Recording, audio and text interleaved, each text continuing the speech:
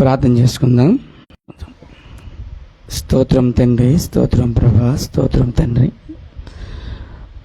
మహాపరిశుద్ధుడా, మహాగణుడా, కృపగల తండ్రి, మహోన్నతుడా, సర్వోన్నతుడా, సర్వాధికారి అయిన దేవదేవుడు ప్రభా, మరొక వారం తండ్రి ప్రభా, మేమందరం ప్రభా మీ పాదాల చెంతగా రావడం కృప చూపించినందుకు మీకు స్తుతులు స్తోత్రం చెల్లించుకుంటాం దేవా. ఇదిగో నా తండ్రి, కొద్ది నిమిషాలు తండ్రి ప్రభా మీ వాక్యాన్ని ప్రభా ధ్యానిస్తుండగా తండ్రి మాకు ఆదరణ, ఓదార్పు, ఓర్పు, సహనము తండ్రి పుట్టించిన తండ్రి మీ లేఖనాలు ప్రభా మేము ధ్యానిస్తుండగా తండ్రి మాకు తండ్రి మీ ఆత్మతో నింపి అర్థం చేసుకునే తండ్రి కృపను గురించండి. వారి ప్రకారంగా జీవించే కృప కూడా మాకు అందరికీ అనుగ్రహించమని, మహిమ ఘనత మీరు మాత్రమే పొందుకోమని యేసుక్రీస్తు శ్రేష్టమైన నామంలో ఈ ప్రార్థన అడిగి వేడుకుంటున్నాము తండ్రి. ఆమేన్, ఆమేన్, ఆమేన్. అందరికీ వందనాలండి. బాగున్నారా అమ్మా? బాగున్నారమ్మా? మంచిదండి. మరి దేవుని వాక్యాన్ని కొద్ది నిమిషాలు ధ్యానం చేసుకుందాం. ఈ వారం మరి వారం మనం ఏం నేర్చుకున్నాం? ఓకే అమ్మా, ఇంకెలాగొచ్చాయి?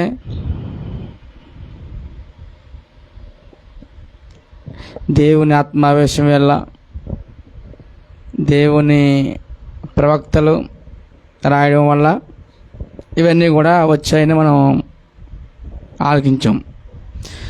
లేఖనాల యందు ఏముంది? నిత్య జీవం ఉంది. యేసుప్రభు గురించి ఏం చెప్తున్నాయి లేఖనాలు? ఏం చెప్తున్నామా? సాక్ష్యం ఇస్తున్నాయి. లేఖనాలు యేసుప్రభు గురించి ఏమిస్తున్నాయి? సాక్ష్యం ఇస్తున్నాయి. నేర్చుకున్నాం. లేఖనాలని కూడా చాలామంది అపార్థం చేసుకుంటున్నారు అని మనం నేర్చుకున్నాం. ఇచ్ఛాహీనులు, అస్థిరులు ఉన్న లేఖనాలని అపార్థం చేసుకుంటున్నారు తమ స్వకీయ నాశనం అవడానికి అని మనం విన్నాం. అసలు లేఖనాలు మనం ఎందుకు చదవాలి, ఎందుకు మనము ధ్యానించాలి అన్న విషయం మీద ఈరోజు మనం నేర్చుకుందాం. అంటే ఆదాము గారి చరిత్రని నేర్చుకుందాం. అంటే ఆదాము, అబ్రహాము, నోవాహు, ఇస్సాకు, యాకోబు, యోసేపు భక్తులు ఉన్నారు కదా, వీళ్ళందరి యొక్క చరిత్ర అవసరమా అని మనము అడిగితే సమాజం, లేకపోతే క్రైస్తవ సమాజం ఏమంటుందంటే అవసరం ఏముంది, ఏదో మనము యేసుప్రభు కోసం చెప్పుకుంటే అలాగ మనం ముందుకెళ్ళిపోతే సరిపోతుంది కదా, వాళ్ళ కోసం మనకేటి అవసరం అని చాలామంది అంటారు. కానీ వాక్యం ఏమంటుంది అన్న విషయం మనం నేర్చుకుంటే రోమిలు రాసిన పత్రిక రాసుకోండమ్మా. ఆదాము చరిత్రను రాసుకోండి. రోమిలు రాసిన పత్రిక 15వ అధ్యాయము 4వ వచనం. రోమిలు రాసిన పత్రిక 15వ అధ్యాయము ఏలయనగా ఓర్పు వలనను లేఖనం వలని ఆదరణ వలనను మనకు నిరీక్షణ కలుగుటకే పూర్వమందు రాయబడినవన్నీ మనకు బోధ కలుగు నిమిత్తము. అదిగో ఏం చెప్తున్నారు ఇక్కడ? ఏలయనగా ఓర్పు వలననియు లేఖనము వలన ఆదరణ మనకు నిరీక్షణ కలుగుటకై పూర్వమందు రాయబడినవన్నీ అంటే ప్రతి లేఖనం కూడా మనకు ఏమి చెప్పిద్ది అంటే, మనకు ఏమి నేర్పితిది అంటే బోధ, నిరీక్షణ కదా. ఇప్పుడు మన యేసుప్రభు కోసం చూస్తున్నాం కదా, యేసుప్రభు ఎప్పుడు వస్తున్నావు అని మన ఆయన కోసం ఏం చేస్తున్నాం, ఎదురు చూస్తూ ఉన్నాం. దాన్ని ఏమంటున్నాం అంటే మనం నిరీక్షణ, అంటే ఆయన కోసం మనం ఎదురు చూస్తూ ఉన్నాం. మనం నిరీక్షణ ఎలాగొస్తుంది అంటే లేఖనం ఎలా వాళ్ళు వస్తుంది అంటున్నాడు. నిరీక్షణ ఎలాగొద్దమ్మా, లేఖనం ఎలా వద్దు అంటున్నాడు. ఆదరణ ఎలాగొద్దు అంటున్నాడు, లేఖనాల వల్ల వద్దు అంటున్నాడు. ఆదరణ అయినా, నిరీక్షణ అయినా, బోధ అయినా. బోధ ఏంటి? బోధ అంటే ఏంటి? మనకు బుద్ధి రావాలంటే బోధ కావాలి. మనకు బుద్ధి కావాలంటే ఏం కావాలండి? బోధ కావాలి.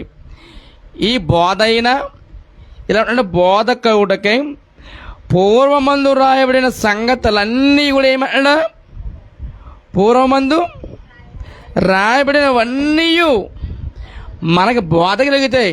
అంటే ఇప్పుడు చెప్పండి, ఆది కాండం నుంచి ప్రకటన గ్రంథం వరకు రాయబడినవన్నీ కూడా మనకు బుద్ధి చెప్పుతాయి.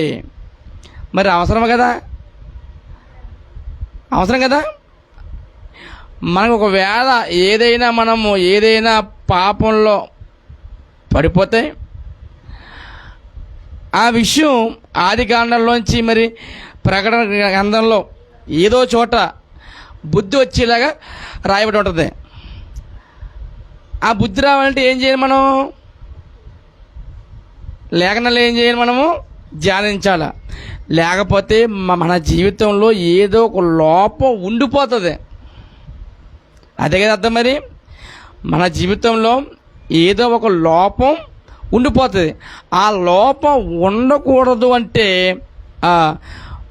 రాయబడినవన్నీ చదవాలి. బైబిల్ చదివితే ఏమొద్దండి అనుకుంటారు, బుద్ధి వస్తుంది. బైబిల్ చదివితే ఏమొద్దు, మాకెందుకండి బైబిల్ చదువుతాం, ఆదివారం వెళ్ళేమా, ఆయన ఏదో చెప్పాడా, ఓ 10 రూపాయలు 20 రూపాయలు ఆయనకి వేసేమా, వచ్చేసేమా, అంతే. బుద్ధి రాదు. ఇంక ఎలాగైతే నీకు బుద్ధి రాదు. ఆదివారం వెళ్ళి ఆ చెప్పబడిన సంగతులు మనము ఆలకించి, ఎందుకు అనుకుంటున్నారు? అప్పుడు నేను మీకు చెప్తే ఎందుకు మీకు ఒక రూట్ని ఏర్పాటు చేస్తానమాట. ఇదిగో ఇలాగ చదివితే మీకు వాక్యం అర్థం అవుతుంది అని. ఇప్పుడు ఆదాము గురించి మీకు ఎక్కడెక్కడ ఉందో తెలుస్తుంది. మీకు పూర్తిగా ఆదాము గురించి మీరు టక్కని చెప్పేస్తారు. ఆయనకి ఎన్ని సంవత్సరాలు, ఆయనకి ఎంతమంది పిల్లలు, ఆయన ఎక్కడ జీవించాడు, ఆయన ఎలా మొత్తం అంతా కూడా మీకు ఏముంది, ఒక డేటా అంది మీకు. ఇప్పుడు ఆ జీవితంలో జరిగిన సంగతులన్నీ మీకు అర్థమైనప్పుడు, ఇన్కేస్ మీరు ఒకవేళ అదే తప్పు చేస్తే, అమ్మో ఆదాము ఎలా చేసాడు, మనం కూడా అలా చేస్తే ఇంకేమన్నా ఉందా అని మీకు ఆ విషయం మీకు జ్ఞాపకం వచ్చినప్పుడు మీకు ఏమవుతుంది? బుద్ధి వస్తుంది అన్నమాట. కాబట్టి లేఖనాలు ఎందుకు చదవాలంటే బుద్ధి రావడానికి, నిరీక్షణ, ఆదరణ, ఇవన్నీ కూడా లేఖనాల్లోనే ఉంది. మంచిది. ఆది కాండంలోకి వెళ్దాం. ఆదాము యొక్క చరిత్రని మరి క్లుప్తంగా మరి మనం నేర్చుకుందాం. మనిషి ఎలాగొచ్చినంట?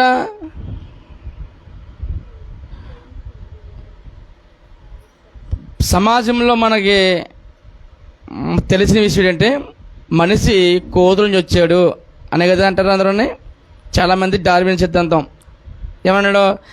మనిషి కోతుల నుంచి వచ్చాడు, అందుకే మనిషికి తోక తప్ప అన్నీ కూడా సేమ్ కోతి చేష్టలే అన్నారు.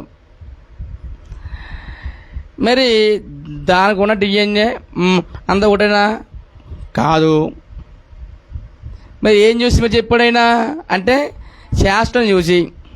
ఆయన చేసడం అలాగా నేను చేసాం కదా, ఆ కోత కూడా అలా చేస్తుంది కదా, కాబట్టి మనిషి కోతులు చచ్చితే అయిపోద్దని చెప్పేసాడు, రాసేసాడు. అందరూ కూడా ఏమై చేశారు? నమ్మేశారండి.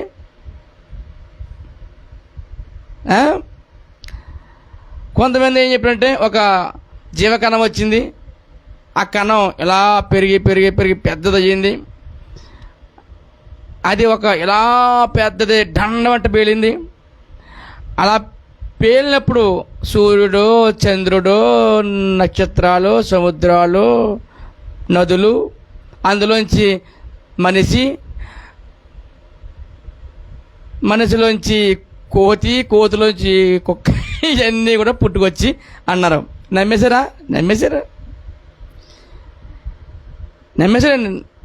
అంటే బిగ్ బ్యాంగ్ మాట ఇలా ఒక దండమంట పేలిందంట. ఆ పేలినప్పుడు అందంగా చుక్కలన్నీ ఓ పక్క పోనీ అంట, చందమామంతా ఓ పక్క పోయింది, సూర్యుడేమో ఓ పక్క పోయాడు, సముద్రం ఉప్పర సముద్రము ఆ పక్క పోయింది, అరేబియా సముద్రమేమో ఈ పక్క పోయింది, గోదావరేమో ఆ పక్క. ఇది వాడి పేలినప్పుడు అందులోంచి మనిషి కూడా పుట్టుకొచ్చాడు. ఇవన్నీ పిట్టగథలు, కట్టుగోదలు అన్నీ చెప్తే డార్విన్ గారు, డార్విన్ మంచి జ్ఞానవంతుడు సైంటిస్టు అని అందరూ కూడా ఆయన్ని మెచ్చుకుని పిల్లల యొక్క పాఠ్య పుస్తకాల్లో రాసేరు. అసలు మనిషి ఎలాగ వచ్చేస్తే బైబిల్ చెప్పిందండి. బైబిల్ ఎప్పుడు కూడా కట్టుకథ కాదు, సైన్స్కి మించింది అమ్మా. ప్రతి దానికి జవాబు ఎందులో ఉంటుంది? బైబిల్లో ఉంటుంది. బైబిల్ ఏం చెప్పింది? అసలు మనిషి ఎలా పుట్టాడు అని చెప్పిందంటే ఆది కాండము రాసుకోండి. మనిషి ఎలా పుట్టాడంటే ఆది కాండము 2వ అధ్యాయము 7వ వచనం చూడండి, ఎంత అద్భుతంగా ఉందో.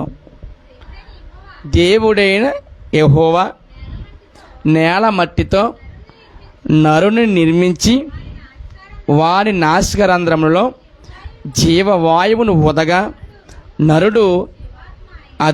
నరుడు జీవాత్మైన. అంటే మనిషి ఎక్కడి నుంచి పుట్టుకొచ్చాడంట? అందుకని నేలలోంచి పండేవన్నీ కూడా సెట్ అవుతాయి. నేలలోంచి ఆకుకూరలు వస్తాయి, నేలలోంచి గుడ్లు వస్తాయి, నేలలోంచి అన్ని సమస్తం వస్తాయి. అన్నీ కూడా ఎక్కడి నుంచి వస్తాయి? నేలలోంచి వస్తాయి. కోడి ఆకాశం నుంచి రాలేదు. కోడైనా మేకైనా ఎక్కడి నుంచి వచ్చినాయమ్మా? నేలలోంచి వచ్చినాయి. కాబట్టి మనిషికి ప్రతిదీ కూడా సెట్ అవుతుంది. ఎన్ని ఫుడ్లు వచ్చినా, ఫాస్ట్ ఫుడ్ వచ్చినా, నూడిల్స్ వచ్చినా, ఏ ఫుడ్ వచ్చినా ఎంత సెట్ అవుతుందో ప్రతి ఫుడ్ కూడా నేల నుంచి వస్తుంది. కాబట్టి నేల నుంచి వచ్చిన ఫుడ్ నేల నుంచి వచ్చిన దానికి సెట్ అయిపోద్ది. ఐస్ క్రీమ్ ఏమైపోద్ది? సెట్ అయిపోద్దా? కాబట్టి కోతులు కానీ సెట్ అవ్వవు, అవుతాయా? అవి మాసాలు జాయింట్లు కూడా ఏం తినవి. కాబట్టి మనిషి నేలలోంచి వచ్చాడు. దేవుడైన యెహోవా నేల మట్టిని ఏమన్నా నేల మట్టితో నరుని నిర్మించి, అంటే బొమ్మను చేశాడు. ఆ బొమ్మ అలాగ ఉంది. మరి ఆ బొమ్మలోకి మరి జీవం వెళ్ళాలి కదా. జీవం వెళ్తానే కానీ బొమ్మ ఎలా ఉంటుంది? లెగిసి ఆడుకోదు. కాబట్టి ఆ బొమ్మలాగే ఉండిపోద్ది జీవం లేకపోతే. కాబట్టి దేవుడైన యెహోవా జీవవాయువుని ఊదగా, అంటే గాలొచ్చి ముక్కులోకి వెళ్ళలేదు, ఆయనే ఊదాడు. అంటే మనిషి ఊపిరి. చూడండి, మొన్న కరోనా కాలంలో గాలి లేక చచ్చిపోయారు. ఏం లేకండి, గాలి లేక. ఏంటి అంట, గాలిని కొనుక్కున్నారు, ఆక్సిజన్. చూడండి, ఊపిరి పోయిందండి అంటారు. అంటే ఊపిరి అంటే ఏంటి? ఆత్మ. ఊపిరి అంటే ఏంటమ్మా? ఆత్మ వెళ్ళిపోయింది, ఊపిరి పోయిందండి అంటారు. మనిషిని నేల మట్టితో చేసి ఆ మట్టి చేసిన బొమ్మలోకి దేవుడు తన ఆత్మను ఊదగా మనిషి జీవాత్మని జీవించే ఆత్మాయను. ఓకే, అంటే ఆదాము అనే వ్యక్తి ఎక్కడి నుంచి వచ్చినట? మట్టిలోంచి వచ్చాడు. ఆత్మ ఎక్కడి నుంచి వచ్చింది? దేవుడి. ఆత్మమో దేవుడిది, శరీరమేమో మట్టిది. ఇప్పుడంతే, ఇలాగ కొరుకు వాసన చూసుకో, కుళ్ళు కొంపోతుంది. మన దానికి బూడ పస పస పస పస పస తిరుగుతాం మనం. సబ్బులు సెంట్లు పుష్టి పుష్పంట. ఎందుకని? కొంపొద్దని, గొప్పొద్దని కాదు, ఎందుకంటారా? కొంపొద్దని. నువ్వు ఎంత రాసినా, నువ్వు ఎంత పూసినా రేపొద్దునకి కొంపొస్తుంది. ఇది ఎక్కువపోతే ఛీ నోరు ముందెళ్ళి బ్రష్ వెళ్ళి అంటాడు. నిన్న కదా కడుక్కున్నాను అంటే చిచ్చి వెళ్ళు అంటాడు. ఇలా ఒక ఆయన పాపం ఇలా ఎత్తుంటే ఏదో కుక్క తెచ్చిన వాసన, బాబు రే దింపరు బాబు ముందు, అది దింపు ముందు అంటారు. అది దింపు ముందు, దయదులు లగ్గ ఏండో దింపు అంటారు. కానీ ఆత్మలా వద్ద కొంపొద్దు. ఆత్మ వద్ద కొంపు కొంపెత్తే నువ్వు ఎలా ఉంటావు అందులోనే. ఆత్మకి ఏముండదు, కొంపు ఉండదు, దుర్వాసన ఉండదు, ఏముండదు. ఇది మట్టి నుంచి వచ్చింది కాబట్టి దీన్ని శుభ్రం చెయ్యకపోతే మీరు రోజు వాకలు దొరుకుతారా? ఎందుకని? శుభ్రం లేకపోతే ఏదో ఒకటి వాసన వద్దని. అలాగే వాకని ఎలా దొరుకుతారో ఈ ఒళ్ళు కూడా అది దొరుకుతాయి అన్నమాట. ఎందుకంటే మనిషి మట్టిలోంచి వచ్చాడు అని అర్థమవుతుంది కదా. ఎందుకంటే అన్నీ కూడా సెట్ అవుతాయి. ఆత్మ ఎలా వచ్చిందన్నాను? ఆదికాండము 1వ అధ్యాయము. దాన్ని ఇంకా మీకు బాగా అర్థం అవ్వాలంటే ఆదికాండము 1వ అధ్యాయము 21 వచనం, 1:21, 26. ఆదికాండము 1వ అధ్యాయము 26 వచనం. మీ పిల్లలకి చక్కగా చెప్తున్నానండి. ఇన్నాళ్ళకి వచ్చింది మీకు జ్ఞానోదయం. అమ్మా, దేవుడు మన స్వరూపం మందు మన పోలిక చొప్పున నరులను చేయుదుము. చాల్చండి. దేవుడు మన పోలిక మన స్వరూపం అన్నాడు. అంటే దేవుని పోలిక, దేవుని స్వరూపం ఎలాగుంది? మానవుడికి ఉంది. స్వరూపం అంటే ఏంటి? రూపమా? స్వరూపం అంటే రూపం కాదండి. మన పోలిక మన స్వరూపం అంటే ఆత్మ. ఎందుకంటే దేవుడు ఆత్మ కనుక ఆయన స్వరూపం ఏముంది? ఆయన పోలిక ఏముంది? ఆయన ఆత్మ. చూడండి, యోహాను సువార్త దానికి సరిపడే వాక్యం అన్నమాట. యోహాను సువార్త 4వ అధ్యాయము 24 వచనం. ఆయన ఏంటి?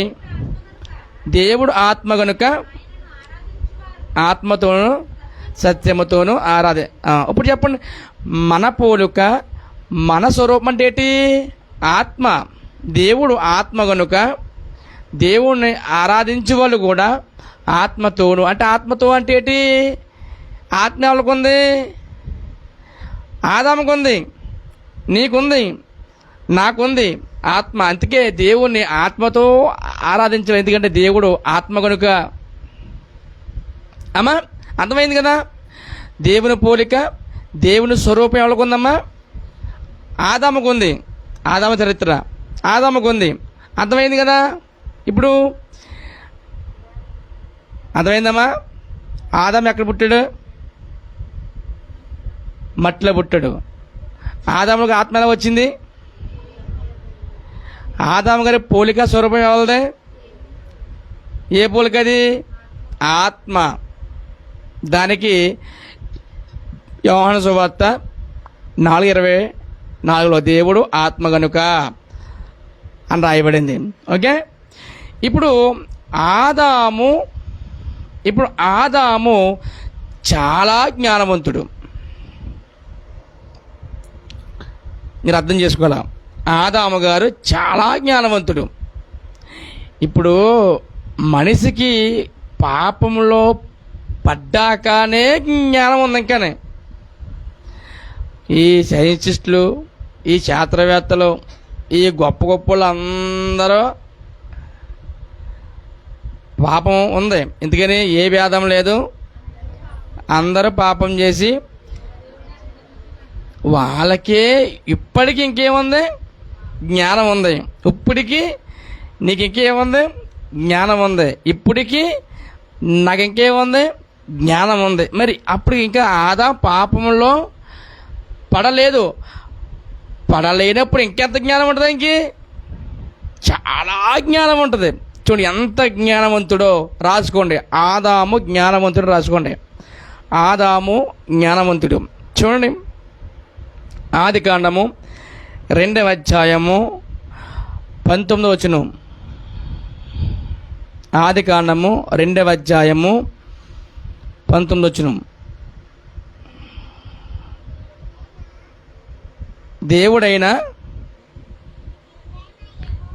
దేవుడైన యెహోవా ప్రతి భూజంతువును ప్రతి ఆకాశ పక్షిని నేల నుండి నిర్మించి ఆదాము వాటికి ఏ పేరు పెట్టినో చూచుటకు అతని యొద్దకు వాటిని రప్పించెను. జీవము గల ప్రతిదానికి ఆదాము ఏ పేరు పెట్టినో ఆ పేరు దానికి కలిగేను. చాలండి. ఇప్పుడు ఆదాము గారు ఏం పెట్టారంట? ఒక్క పేరు పెట్టినాక మనము 100 మంది అడుగుతాం. మనం ఏ పేరు పెడితే బాగుంటుంది, ఏ పేరు పెడితే బాగుంటుంది, ఏ పేరు పెడితే బాగుంటుంది అని.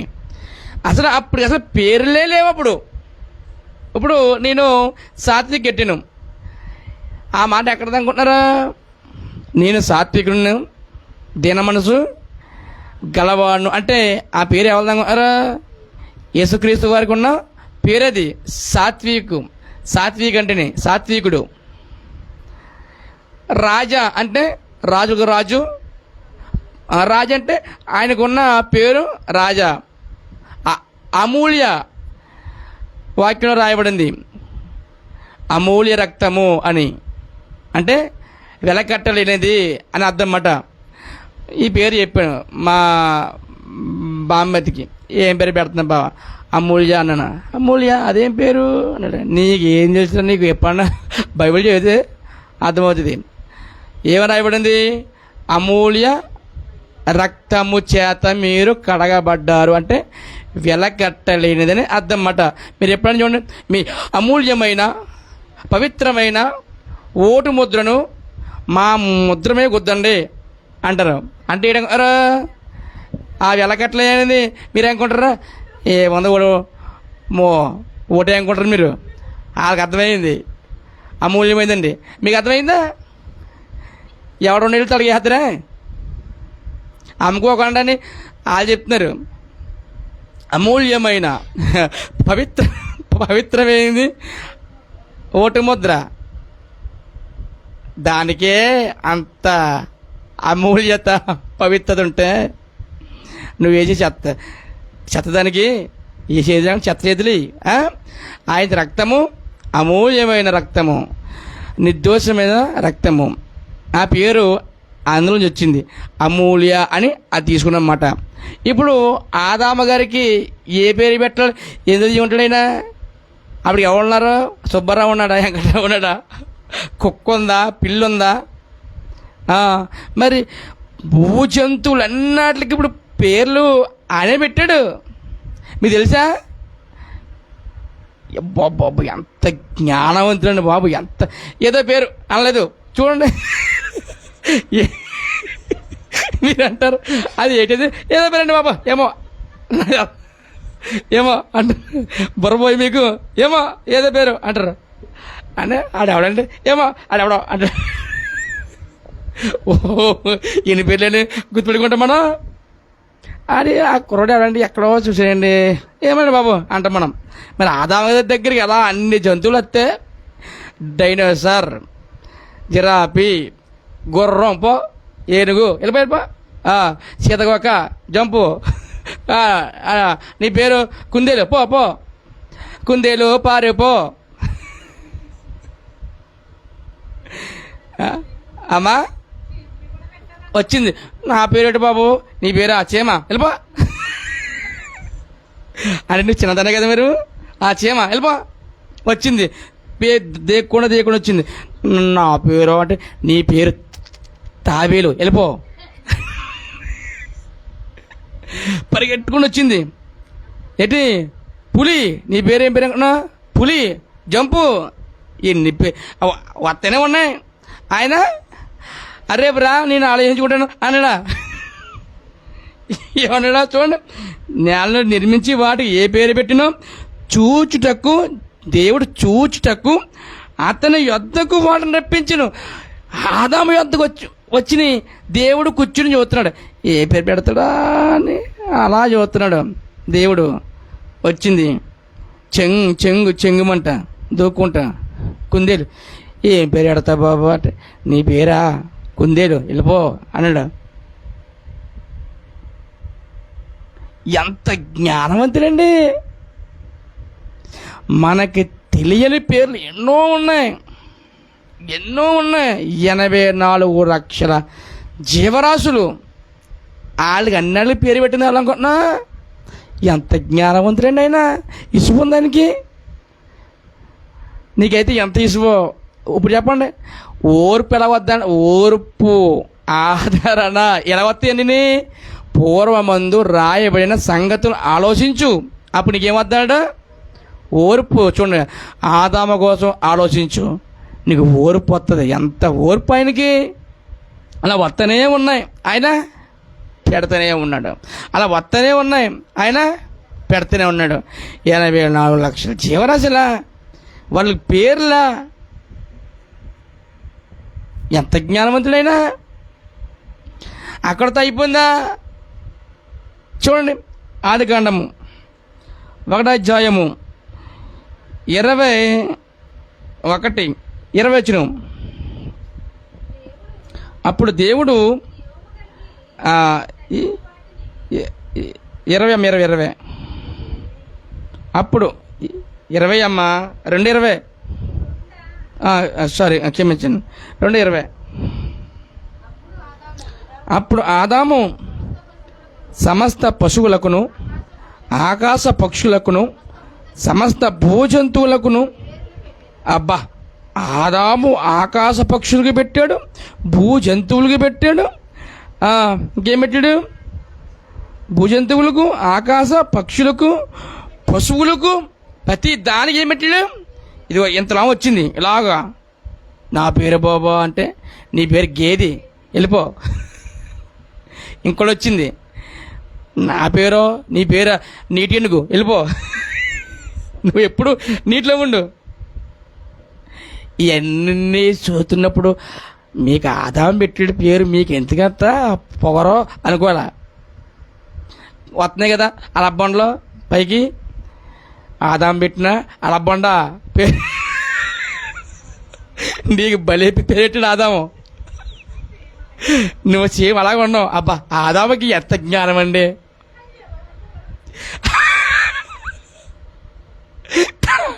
భవిష్యత్తు తిరిగిన వాడు ఆదాము.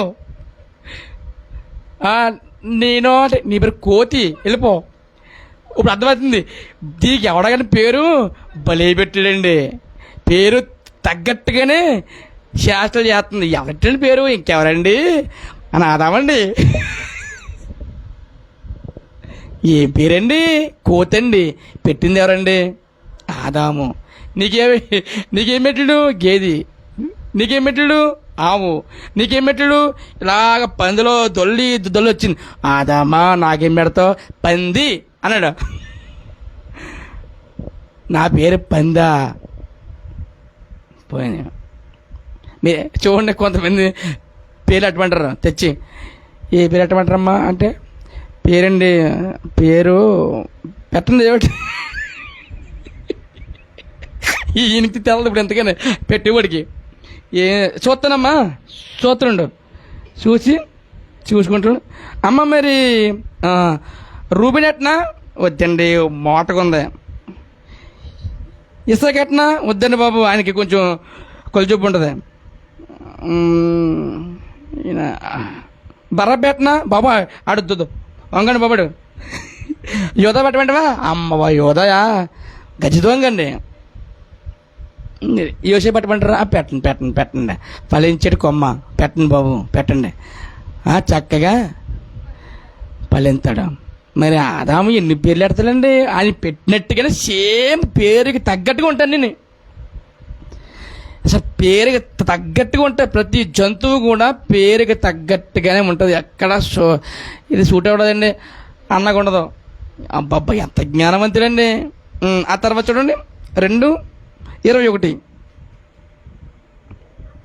అప్పుడు దేవుడైన యెహోవా ఆదామునకు గాఢ నిద్ర కలగజేసి అతడు నిద్రించినప్పుడు అతని పక్కటెముకలలో ఒక దానిని తీసి ఆ చోటును మాంసముతో పూడ్చివేసెను. తరువాత దేవుడైన యెహోవా తాము ఆదామును తీసిన పక్కటెముకను స్త్రీనిగా నిర్మించి ఆమెను ఆదాముని వద్దకు తీసుకుని వచ్చెను. అప్పుడు ఎలాగర్థమైంది ఆదాముకి? ఎలాగర్థమైంది? ఆయనకి ఏం కలిగింది? కలగజేశాడు దేవుడు. గాఢ నిద్ర కలగజేసి పక్కటెముకను తీసాడు. ఇప్పుడు ఆపరేషన్లు చేస్తున్నారు కదా, అది ఎక్కడి నుంచి వచ్చింది? ఆదాము దగ్గర కాపీ కొట్టారు. తెలుసా మీకు? మొత్తం ముందు ఎక్కడి నుంచి వచ్చినారు మీరు? ఇక్కడి నుంచి వచ్చింది. మొత్తం ముందు కనిపెట్టిన ఆయన బైబిల్ చూసి కనిపెట్టాడు. గాఢ నిద్ర కలగజేస్తే ఎముకలు ఇరిచేసినా కూడా ఏముండదో, నొప్పి ఉండదు. కాబట్టి ఇప్పుడు ఏం చేయాలి మనము? మత్తు మందు కనిపెట్టి ఆపరేషన్లో చేయొచ్చు అని బైబుల్ చదివి మత్తు మందును కనిపెట్టారండి. ఎంత జ్ఞానవంతుడండి దేవుడు, ఎంత జ్ఞానవంతుడు. మత్తు మందు కోసం బైబిల్లో ఉంది. మీరు మత్తుకి పడుకుంటారు అమ్మా. ఓకే, అయితే ఇక్కడ ఆదాముకి అర్థమైపోయింది. ఆదాము వద్దకు తీసి రాగానే ఇదేంటి కోతిలాగా ఉంది అనలేదు, ఇదేంటి సింహానిలాగా ఉందని అనలేదు. మీరేమంటున్నాడు? నా ఎముకలలో ఎముక, నా మాంసంలో మాంసం, ఇది నాలోంచి తీయబడిన గనుక నారి. అర్థమైపోయింది. నా ఎముక నా మాంసం, నా ఎముక నా మాంసం. ఆదాముకి అర్థమైపోయిందండి. ఎంత జ్ఞానవంతులైనా. గాఢ నిద్ర కలగజేసి లేపినా కూడా జ్ఞానం పోదు. మనం పడుకొని లేగితే నిన్న ఏం జరిగిందో మర్చిపోతాం మన కళ్ళలోనే. నిన్న అదే మొత్తానగా నిన్న ఎప్పుడు వస్తాను నేను అంటావు. కానీ ఆదాము గారికి గాఢ నిద్ర కలుగు చేసిన, పక్క టైంగా తీసేసిన, లేపగానే ఇది ఏమంటున్నాడు? ఇది నాది అంటున్నాడు. నా మాంసం, నా ఎముక, ఇది నారి అనబడను. చూసారా ఎంత జ్ఞానవంతుడో చూడండి. అదే ఆదికాండము 3వ అధ్యాయము 20 వచనం. అదే ఆది ఆదాము తన భార్యకు, అదిగో భార్యకు కూడా పేరు ఎవరు పెట్టారమ్మా? ఆదాము గారే పెట్టారు. పేర్లు పెట్టడంలో ఆదాము స్పెషలిస్ట్. మీరు అందరికీ పేర్లు పెట్టడంలో స్పెషలిస్టులు మీరు. అబ్బాబ్బా ఆవిడ నవ్వుతే పొల్లం పడతాయండి, ఆవిడ జుట్టు ఎంతేముందండి,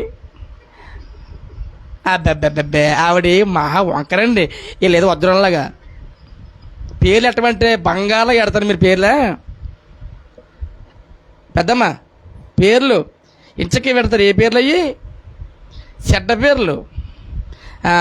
అలాంటిడండి, ఏమి ఇలాగండి, ఆవిడ అలాగండి. అస్సలు ఆవిడ ఇంటి పొట్టు ఉండదండి, ఈవిడ ఏదో పెద్ద ఇంటి పొట్టు ఉండిపోయినట్టు.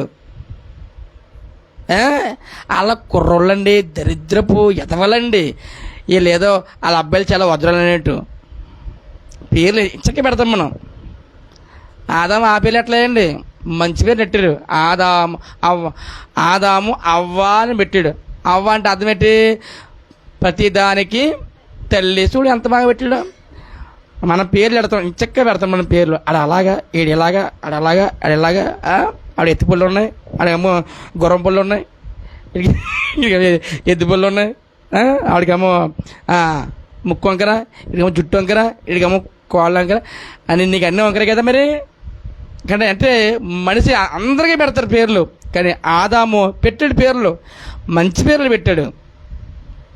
ఇప్పుడు చెప్పండి, ఆదాము జ్ఞానవంతుడా? చాలా జ్ఞానవంతుడు. ఆదాము చాలా ఆదాము అక్కడతో రెండు పాయింట్లు అండియా. ఏంటి రెండు పాయింట్లు? ఏంటి? పేర్లు పెట్టాడు ఒకటే. ఇంకోటి ఏంటి? నేల మట్టితో నిర్మించాడు. ముందుది మనిషి కోతిలోంచి రాలేదు, మట్టిలోంచి వచ్చాడు. ఆత్మ ఎవరిది? దేవుడిది ఒకటి. రెండోది ఆదాము చాలా జ్ఞానవంతుడు, పేర్లు పెట్టాడు. తన ఎముకలో ఎముక, మాంసంలో మాంసం తీసి ముందుకు తెచ్చినా సరే ఇది నారి అన్నాడు. అవ్వంకి ఏం పెట్టాడు? అవ్వాని పేరు పెట్టాడు. జీవము కలిగిన ప్రతిదానికి మొన్నే టీవీలో వచ్చింది, ప్రతి దానికి ఒక మూలం, ఒక అమ్మ ఉంది అని. కావాలంటే చూడండి, బైబిల్ ఎంత వసుడు, ఆదాము ఎంత ఆలోచించి పెట్టాడో పేరు. ఈ మూలం అందరికీ ఒక అమ్మ ఉంది అని మొన్నే టీవీలో వచ్చింది. అమ్మ ఎవరు అనుకుంటున్నారా? అవ్వమ్మ. ఏముంది అక్కడ? జీవము గల ప్రతి దానికి తల్లి. తల్లి మొన్నే ఒప్పుకున్నారు, ఒక అమ్మ ఉందరా బాబు అందరికని. ఆ అమ్మ ఎవరు అనుకుంటున్నారు? అవ్వ అని. అవ్వే ఎంత మంచి బైబిల్ అండి. కొంతమంది అన్నారు ఈ సృష్టికి ముందు ఇంకో సృష్టి ఉందన్నారు. లేదు లేదు, ఈ సృష్టికి ముందు ఇంకో సృష్టి ఏమి లేదు, ఉన్నదే ఒకటే. యావత్ భూమి మీద కాపురం చేయడానికి దేవుడు ఒకడి నుండి అన్నాడు. ఆ ఒకడెవడో? ఆదాము. రాసుకోండి అపొస్తలుల కార్యాలు, ఆ మాట కూడా మీకు ఉపయోగపడద్ది. ప్రతి పాయింట్ కూడా మీరు రాసుకోవాలి. అపొస్తలుల కార్యాలు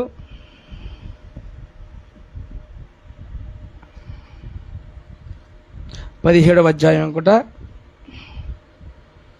అపొస్తలుల కార్యాలు 17వ అధ్యాయము 26వ వచనం.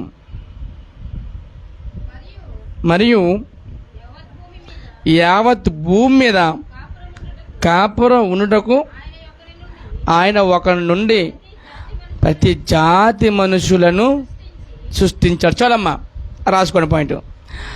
ఆయన ఈ భూమి మీద కాపురం చేయడానికి ఒకడి నుండి ప్రతి జాతి మనుషులను, అంటే ఏ జాతి మనుషులైనా సరే, దీవెన దీవెన రాత్రవా ఊగుతున్నావా, సినిమా ఏమంటావా, గబ్బర్ సింగ్ ఏమన్నా మీకు మరలా చెప్తాను, మీరు మాత్రం ఎట్టి పరిస్థితుల్లో కూడా మిస్ అవ్వకండి. మిస్ అయ్యారా ఖచ్చితంగా మీరు కోల్పోతారు మంచి విషయాలే. ఒకటి నుండి అంటే ఈ భూమి మీదకి కాపురం చేయడానికి ఒకటి నుండి వచ్చారు అందరూనే. ప్రతి జాతి మనుషులు ఒకటి నుండే వచ్చారు. అర్థమవుతుందమ్మా? ఒకటి నుండే వచ్చారు. అర్థమవుతుంది కదా? ఓకే. ఇప్పుడు ఆదాము వ్యవసాయకుడు, రాసుకోండి. ఆదాము వ్యవసాయకుడు. ఎంత మంచి ఈ వ్యవసాయకుడు అంటే చాలా మంచి వ్యవసాయకుడు అండి. చాలా మంచి వ్యవసాయకుడైనా, చాలా మంచి వ్యవసాయకుడైనా.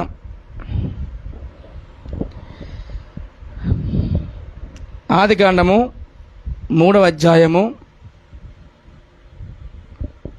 ఆదికాండము 3వ అధ్యాయము 23వ వచనం.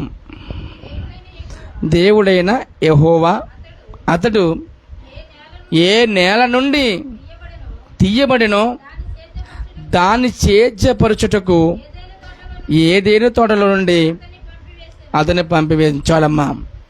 ఇప్పుడు ఆదాము వ్యవసాయం మంచిగా చేస్తాడు,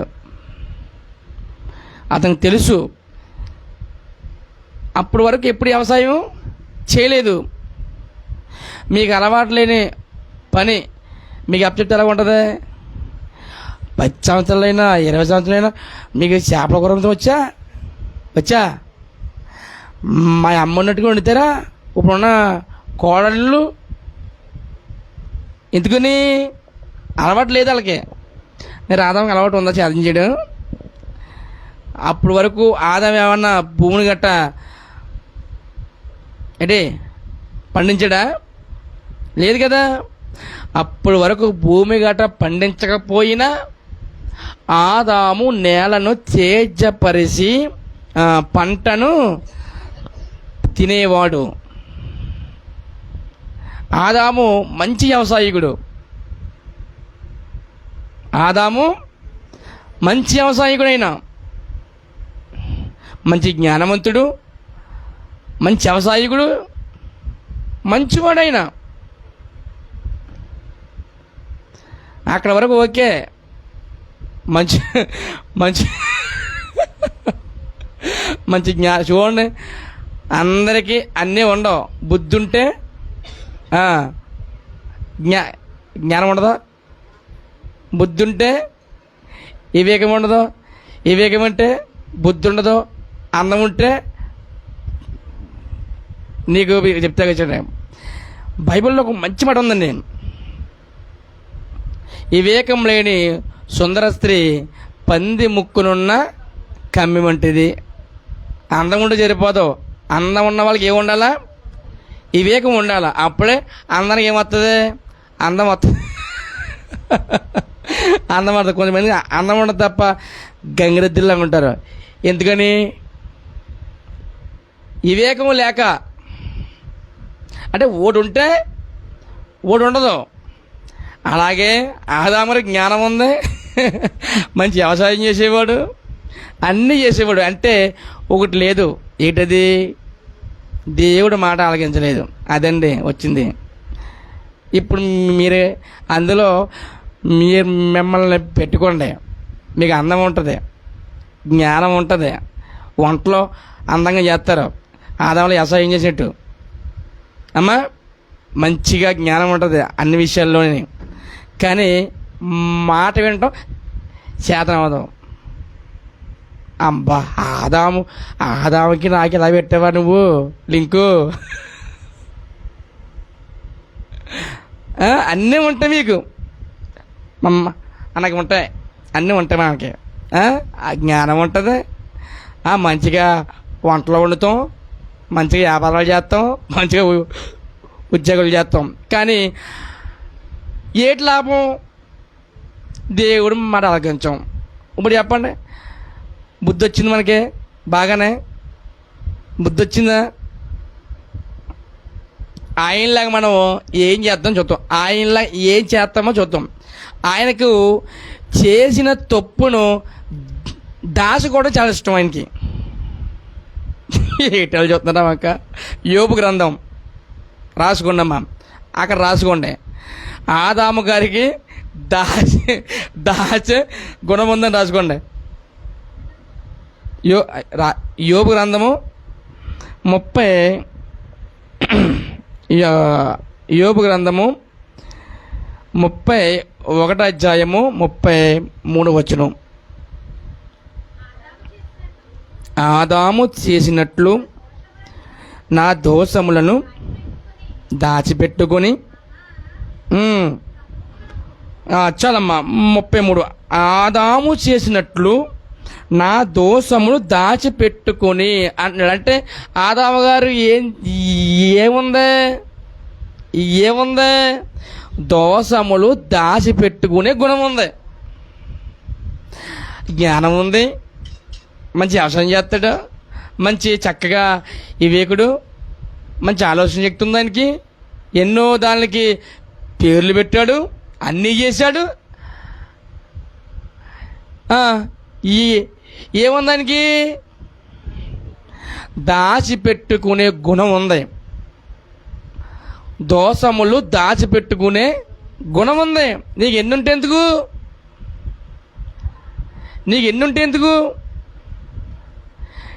నాకెన్నుంటే ఎందుకు?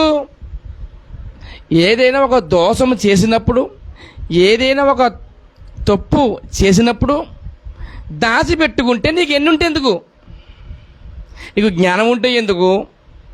నువ్వు మంచి వంటలు వండితే ఎందుకు? నీకు మంచి చక్కగా వ్యవసాయం చేస్తే ఎందుకు? మంచి చక్కగా ఉద్యోగం చేస్తే ఎందుకు? మంచి వాకలు తుడిసి కళ్ళపత్తి ఎందుకు? నువ్వు చక్కగా ఉంటే ఎందుకు? కానీ చేసిన దోషములు దాచిపెట్టి లక్షణం ఉంటే ఆదాము గారిలాగా. మీకు అర్థమవుతుందా అని చరిత్ర ఏటో?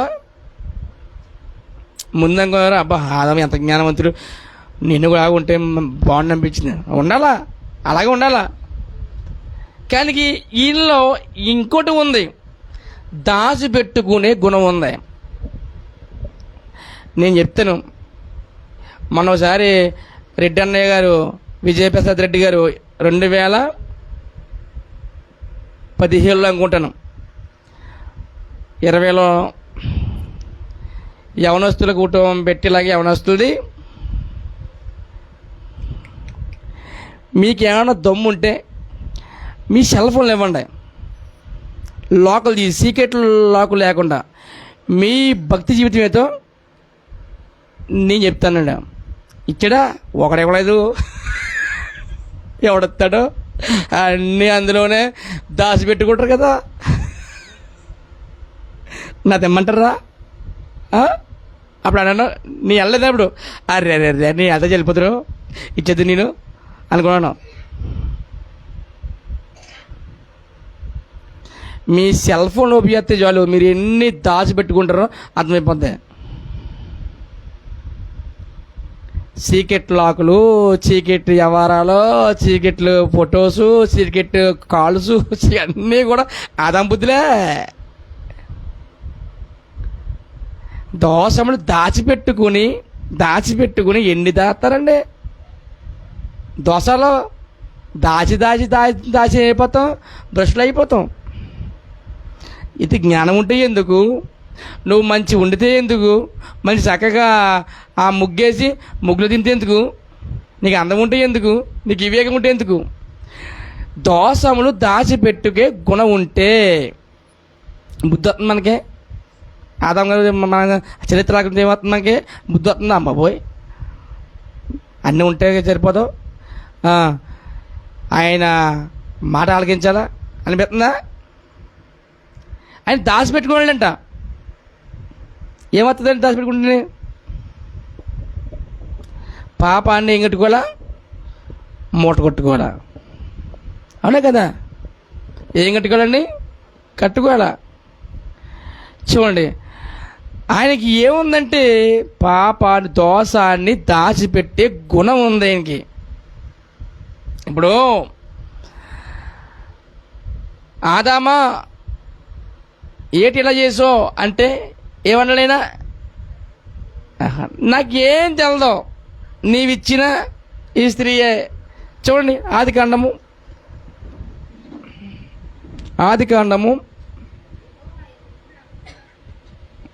1వ అధ్యాయమా 3వ అధ్యాయము 8, 7 దేవుడైన 9 వచనం, 3వ అధ్యాయము 9 వచనం. దేవుడైన యెహోవా ఆదామును పిలిచి, నీవు ఎక్కడున్నావు అనెను. అందుకతడు, నేను నీ తోటలో నీ స్వరము వినినప్పుడు దిగంబరిగా ఉంటునని గనుక భయపడి దాక్కుంటున్నాను. అందుకు ఆయన, నీవు దిగంబరవని నీకు తెలిపిన వాడెవడు? నీవు తినకూడదని నేను నీకు ఆజ్ఞాపించిన వృక్ష ఫలములు తింటివా అని అడిగాను. అందుకు ఆదాము, నాతో ఉండుటకు నీవు నాకు ఇచ్చిన ఈ స్త్రీయే ఆ వృక్ష ఫలములు కొన్ని నాకు ఇక నేను తిన్నాను. చూసారా, ఒప్పుకున్నాడండి. అవును ప్రభువా, తిన్నాను ప్రభువా, తప్పు అయిపోయింది, ఏదో బుద్ధి గడ్డి తిని తిన్నాను ప్రభువా అన్నాడా? నేనెక్కడా చేసాను అనుకుంటున్నారు? నువ్వు నాకు ఇచ్చావు కదా స్త్రీ ఉండడానికి. ఏమండి, ఎంత బొంకేసాడండి ఆదాము. ఆదాము ఏమన్నాడండి? ఏమన్నాడా? నీవు నాతో ఉండటకు నీవిచ్చిన, ఆ పాయింట్ బాగా అర్థం చేసుకోండి, నీవిచ్చిన స్త్రీయా నాది అన్నాడు ఆయన. ఏమన్నాడు? నా మాంసంలో మాంసమా, నా ఎముకల్లో ఎముకవా, ఇది నాలోంచి వచ్చింది కనుక మరి ఇప్పుడండి నువ్వు నాకు ఇచ్చిన స్త్రీ అంటే బొంకేడా? వెంటనే ప్లేట్ ఏం చేస్తాడా? మార్చేస్తారా అమ్మా? అంకితే జుట్టు అంకపోతే ప్లేట్ వెంటనే మార్చేయడు. నువ్వు నాతో ఉండకు, నువ్వు ఇచ్చేసావా ఆ స్త్రీయే నాకు ఇచ్చింది ఆ పండ్లు అన్నాడు. కానీ ఒప్పుకోలేదండి. అంటే ఆయనకి దాచిపెట్టే గుణం ఉంది, ఆయనకి ఒప్పుకునే గుణం లేదు. మనకి ఎన్ని ఉంటే తప్ప ఎన్ని సంవత్సరాలు వచ్చినా సరే ఒప్పుకునే గుణం ఉండదు. వస్తారో వెళ్తారో ఎందుకు? ఎవడకు కావాలా? ఆదాము ఒప్పుకున్నాడా? నీకు ఎంత ఉంటే ఎందుకు, నీకు ఎంత అందం ఉంటే ఎందుకు, నువ్వు ఎంత జ్ఞానవంతుడు అయితే ఎందుకు, నీకు ఎంత వివేకం ఉంటే ఎందుకు, నీకు ఎంత బుద్ధి ఉంటే ఎందుకు? ఒప్పుకునే బుద్ధి లేనప్పుడు దాచిపెట్టుకుంటే ఏమవుతుంది? దేవుని శాపం వస్తుంది. ఆశీర్వాదాలు అవద్దు అనుకుంటున్నారా? శాపం పోతేనే ఆశీర్వాదం వస్తుంది. ఒప్పుకోవాలి కదా. వాక్యంలో ఏముంది? అతిక్రమములను ఒప్పుకునేవా దాచిపెట్టేవాడు వద్దెలడు, వాటిని ఒప్పుకుని, ఆ మాట అక్కడ రాసుకుంది. ఎక్కడ ఉందో కదా చెప్పన్నయ్యా అంటారా? రాసుకుంటాం, మరి ఎక్కడ ఉందో చెప్పు. ఆ మాట అక్కడ రాసుకుని బాగా సూట్ అవుతుంది. సామెతల గ్రంథంలోకి వెళ్దాం, ట్రై చేద్దాం. నాకు కూడా జ్ఞాపకం లేదు. సామెతల గ్రంథం సిరిపొంది ఉన్నది. 28వ అధ్యాయము 13 వచనం రాసుకోండమ్మా. సామెతల గ్రంథము 28వ అధ్యాయము 13 వచనం. అతిక్రమంలో దాచిపెట్టేవాడు వద్దెలడు, వాడిని ఒప్పుకుని విడిచిపెట్టేవాడు అదిగో. చూసారా, ఒప్పుకున్నాడు ఆదాము గారు. ఆదాము గారు ఒప్పుకోకపోవడం వల్ల ఆయన కనికరం పొందాడా?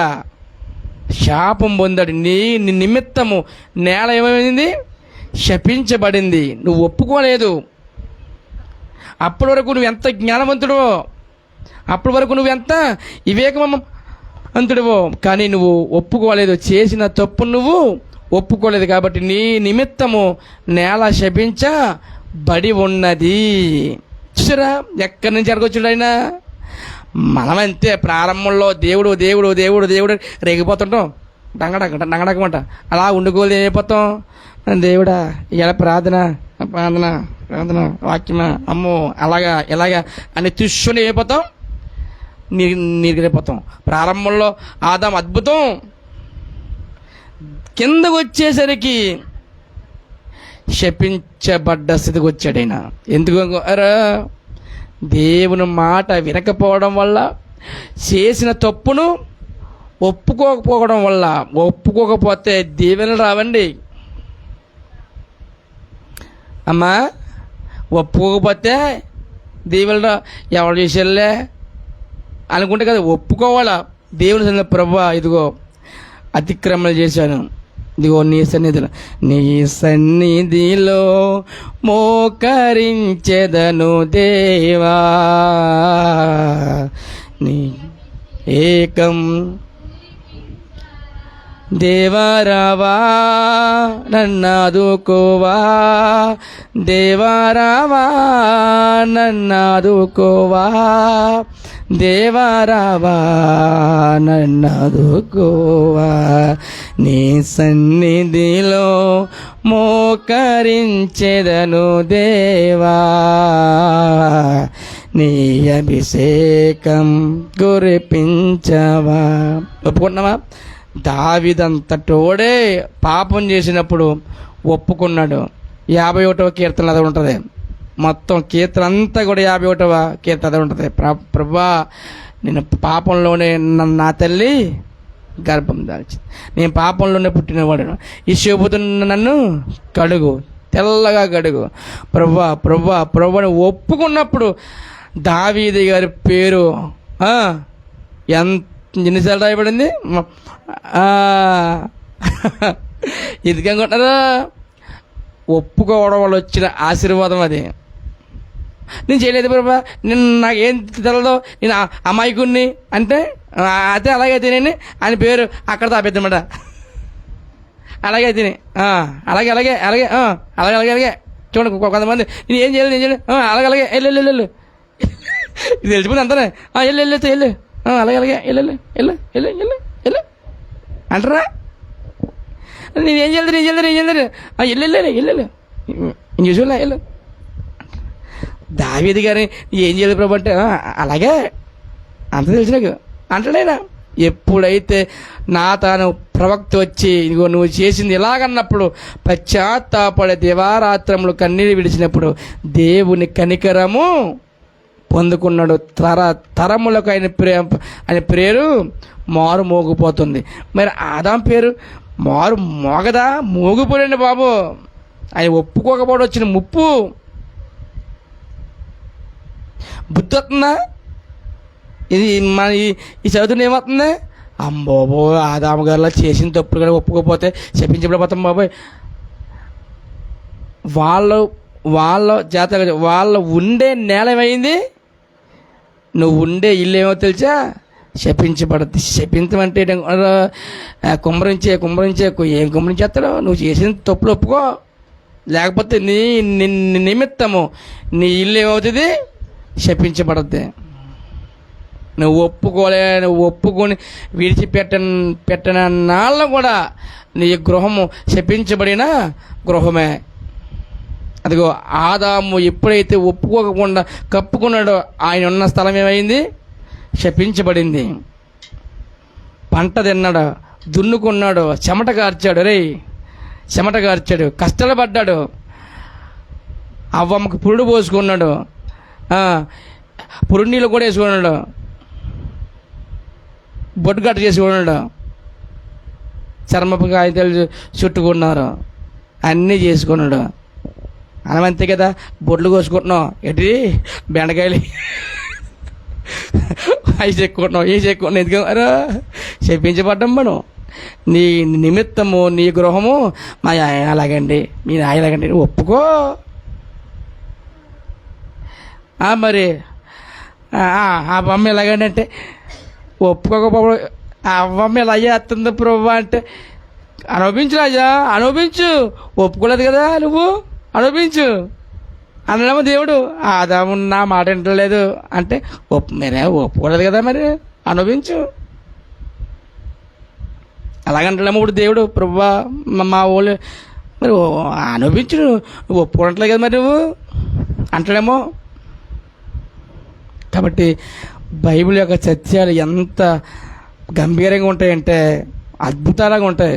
నేను చెప్తున్నాను కదా, లేఖనాలు చాలా అద్భుతమైన లేఖనాలు. ఆ లేఖనాల వల్ల ఆదరణ, ఆ లేఖనాల వల్ల నిరీక్షణ, ఆ లేఖనాల వల్ల బుద్ధి, ఇవన్నీ వచ్చినప్పుడు మనము దేవుని సన్నిధిలో సంసిద్ధపడి ప్రభు కోసం మనము ఎదురు చూస్తాం. ఆదాము యొక్క చరిత్ర చూడండి ఎంత అద్భుతంగా ఉందో. ఆదాము యొక్క చరిత్ర ఎంత అద్భుతంగా ఉందో. ఆదాము గారు దాచిపెట్టే లక్షణం ఉంది. ఆదాము గారికి జ్ఞానవంతుడు. ఆదాము గారు ఒప్పుకునే లక్షణము లేక ఆయన అలాగా మరి దేవుని యొక్క శాపాన్ని పొందుకోవాల్సి వచ్చింది. ఆదాము దేవుని కుమారుడండి. మనమందరం కూడా దేవుని కుమారులే. చూడండి, ఆదాము ఎవరి కుమారుడు? ఆది కాండము క్షమించండి, లోకాసు వార్త 3:38 దేవుని కుమారుడండి ఆయన.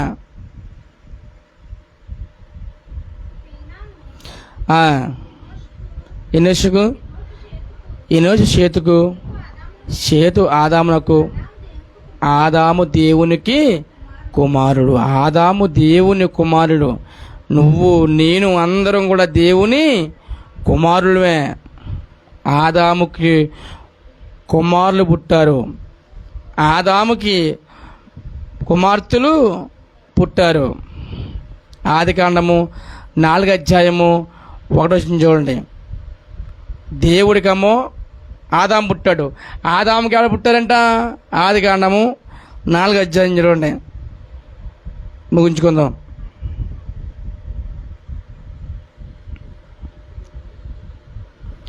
ఆది కాండము 4:1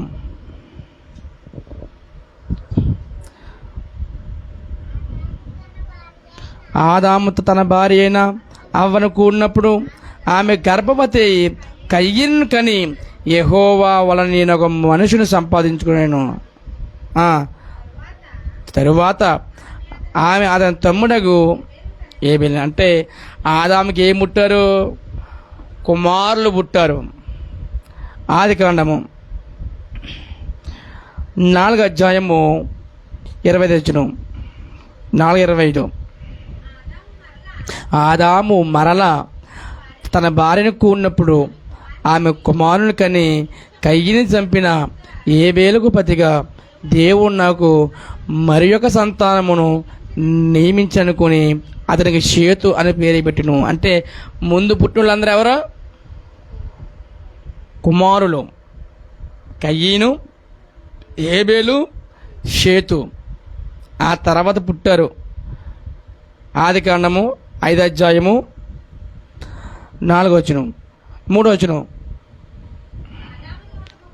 ఆదాము 130 ఏండ్లు బతికి తన పోలికగా తన స్వరూపమున కుమారుని కని అతను షేతు అని పేరు పెట్టెను. చేతు కలిగిన తర్వాత ఆదాము బతికిన దినములు 800 ఏండ్లు. అతడు కుమారులను కుమార్తెలను కనెను. ఆదాము బతికిన దినములన్నీ 930 ఏండ్లు. అప్పుడు అతడు మృతి పొందేను. చూసారా, షేతు పుట్టిన తరువాత ఇంకా కుమారులు కుమార్తెలు పుట్టారు. ఆదాము సంతానం విస్తారమైన సంతానం. ఆయన బ్రతికిన రాసుకోండి, ఆయనకి ఆదాముకి పురుషులు స్త్రీలు కూడా పుట్టారు. ఆదాం బతికిన సంవత్సరాలు కూడా రాసుకోండి, మీరు ఎక్కడైనా చెప్పినా ఉంటుంది. 930 ఏండ్లు. అంతేనా ఉంది? 900 క్షమించండి 930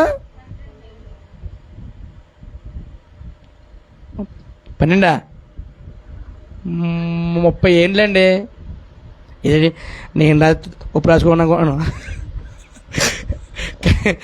ఆదాము బతికిన దినములు రాసుకోండి, 30 సంవత్సరాలు 930 సంవత్సరాలు బతికాడు. ఇంకో కుమార్తెలను కన్నాడు. అప్పుడు అతడు మృతి పొందాడు. ఆ తర్వాత దేవుడి చిత్తం, ఇంకా ఆయన రాజ్యం చేర్చుకున్నాడో లేకపోతే ఏం చేసుకున్నాడో. కానీ మనకైతే మాత్రం ఒక పాఠం అర్థమైంది. దాచిపెట్టకూడదు, అతిక్రమములు దాచిపెట్టకూడదు. చేసిన తప్పు ఏదైనా ఉంటే కనుక ఖచ్చితంగా ప్రభు సన్నిధిలో ఒప్పుకుంటే కనికరం పొందుతాం, మనం వర్ధిల్లుతాం. మనం ఒప్పుకోకుండా కప్పుకున్న నాల మనం ఎప్పటికీ మనము వర్ధిల్లం మనం. కాబట్టి ఆదాము యొక్క చరిత్ర చాలా క్లుప్తంగా చెప్పాను, ఇంకా చాలా ఉంది. కానీ అది మరి ఒక రోజుతో అవ్వదు. కానీ నేను సరిపోయింది అనుకుంటున్నాను. సరిపోయిందమ్మా? చాలా ఇంకా చెప్పండి మీకు ఆయన గురించి. చాలా అర్థమైంది కదా మీకు? వచ్చే వారం కూడా పొరగించిన అప్పుడు పొరగించినాకనే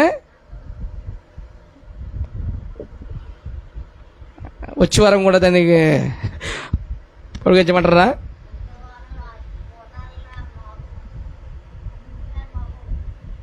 వచ్చే వారం ఇంక ఉండదు. ఇంకా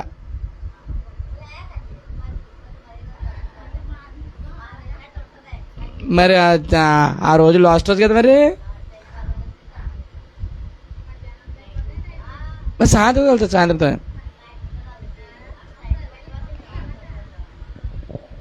చూద్దాం మరి దేవుడి చిత్తం అయితే. అలా అతి మధ్య ఏదో రోజు ప్లాన్ చేద్దాం లేండి. కానీ ఆదాము గారి యొక్క చరిత్ర మీకు అంటే యేసుప్రభు వారికి కూడా ఆయన గుర్తుగా ఉన్నాడు. చూడండి, కొరింథీయులకు రాసిన, ఇంకా నేను రాసుకున్న రెఫరెన్స్లు, యేసుప్రభు వారికి కూడా గుర్తుగా ఉన్నాడు ఆయన. కొరింథీయులకు రాసిన మొదటి పత్రిక 15వ అధ్యాయము 45 వచనం. యేసుప్రభు కూడా ఆయన ఒక గుర్తుగా ఉన్నాడు. కొరింథీయులకు రాసిన మొదటి పత్రిక 15వ అధ్యాయము 45 వచనం. ఇందు విషయమై ఆదామును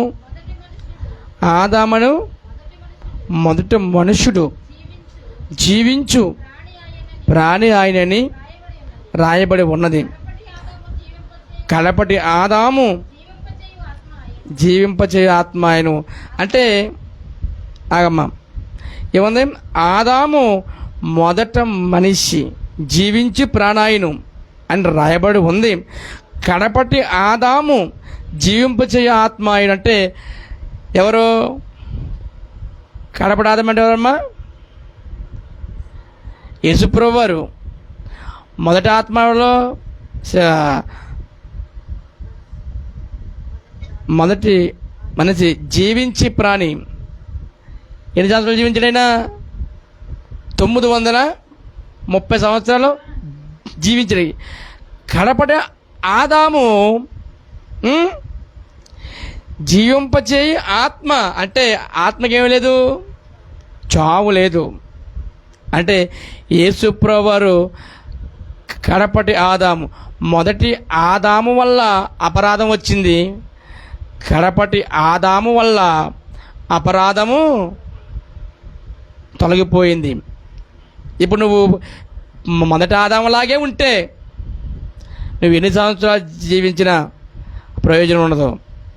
కడపటి ఆదామైన యేసుక్రీస్తు వారి యొక్క శరీరము రక్తము తాగి ఈ లేఖనాల్ని మనము అన్వయించుకుంటే మనము నిరంతరం ఏం చేస్తాం? మనము జీవిస్తూనే ఉంటాం. ఆత్మ జీవింపజేస్తూనే ఉంటుంది.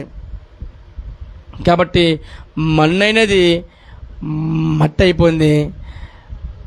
దాన్ని దయచేసిన దేవుని ఆత్మ దేవుని యొద్దకు వెళ్ళాలంటే ఖచ్చితంగా ప్రభువైన యేసుక్రీస్తు వారిని ఖచ్చితంగా మనము అంగీకరించాలి.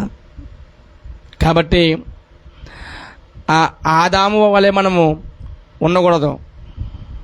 ఇదిగో కడపటి ఆదామైన మన అందరి రక్షకుడైన యేసుక్రీస్తు వారిని పోలి మనం జీవించాలి. ఆయన అతిక్రమం చేసి ఒప్పుకోలేదు. ఇదిగో ఈయన ఏ అతిక్రమైనా చెయ్యలేదు.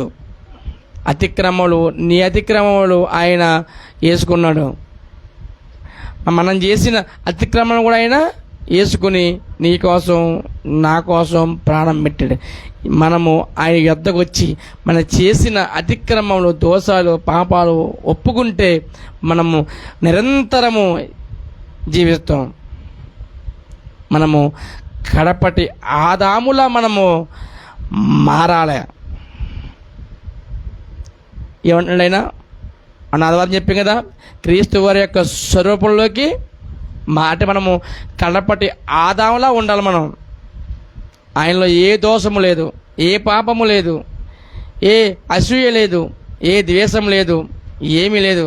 ఆయన నిర్దోషే, నిష్కల్మషుడు, పాపుల్లో చేరక ప్రత్యేకంగా ఉన్నాడు. మనము కడపటి ఆదామైన యేసుక్రీస్తు వాళ్ళని పోలి మనము జీవించాలి. ఇదిగో పాత ఆదాము, మొదటి ఆదాము అలా ఉండకూడదు.